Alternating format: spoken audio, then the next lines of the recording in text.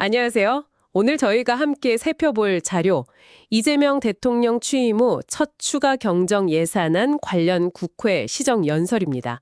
서울경제 기사를 바탕으로 이 추경안의 핵심 내용, 또 그 의미를 좀 자세히 들여다보겠습니다. 이번 추경안, 총 규모가 30조 5천억 원이나 되네요. 상당히 큰데요? 네, 그렇죠. 여기에 또 세입 경정이라고 해서 10조 3천억 원이 포함되어 있습니다. 아, 세입 경정. 그것도 나중에 좀 봐야겠군요. 일단 대통령이 직접 연설까지 했으니까 정부로서는 이게 정말 시급하고 중요하다. 뭐 이런 메시지겠죠? 네, 맞습니다. 기사를 보면 이번 추경의 목표는 아주 명확해요. 크게 한 세 가지 방향인데요. 첫째는 지금 내수 침체가 좀 심각하니까 이걸 벗어나기 위한 소비 진작. 이게 하나고요. 소비 진작. 네. 네. 둘째는 이제 경기 활성화를 위한 투자 촉진. 그리고 셋째는 역시 경제가 어려우니 취약계층 보호를 위한 민생 안정. 여기에 아까 말씀하신 세입 경정. 이걸 통해서 재정 운용의 투명성까지 확보하겠다. 뭐 이런 그림입니다. 역시 제일 먼저 눈에 띄는 건 그 민생 회복 소비 쿠폰이네요. 무려 13조 원. 전 국민한테 준다고는 하는데 소득에 따라서 15만 원에서 50만 원까지 차등 지급한다고요? 네.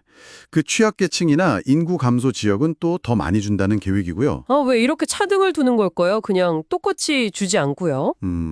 기사에 나온 정부 설명을 보면 아무래도 재정 여력도 생각해야 하고 또 정책 효과를 좀 더 높이려는 것 같아요.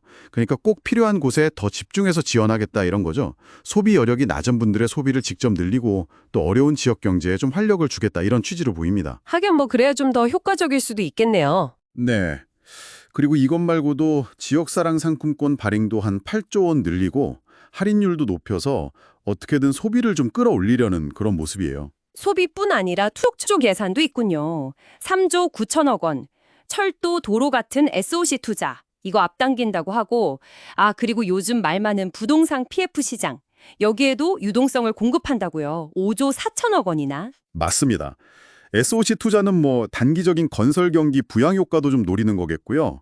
PF 시장 같은 경우는 이게 잘못 터지면 좀 위험하니까 이건 좀 안정시키려는, 그러니까 연착륙을 유도하려는 그런 정부 의지가 담겨 있다고 봐야겠죠. 그렇군요. 그리고 또 AI나 신재생 에너지 투자, 벤처기업 지원, 이런 미래산업 쪽에도 투자를 한다고요. 1조 3천억 원? 네, 그 모태펀드라고 하죠.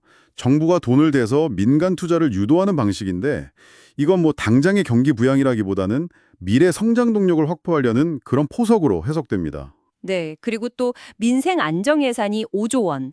여기서 제일 파격적인 게 그 취약차주 장기연체 채권 소각. 이게 맞나요? 네, 맞습니다.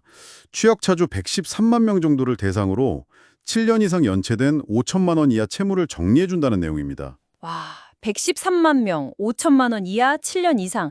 상당히 구체적이면서도 대상이 넓은데요. 이건 어떤 배경일까요? 기사에서도 대통령 발언을 인용하는데요. 같은 경제 위기에도 고통의 무게는 같지 않다. 뭐 이런 맥락에서 상환 능력을 완전히 잃어버린 분들에게는 좀 재기의 기회를 줘야 하지 않겠냐. 이런 정책적 판단이 깔린 걸로 보입니다.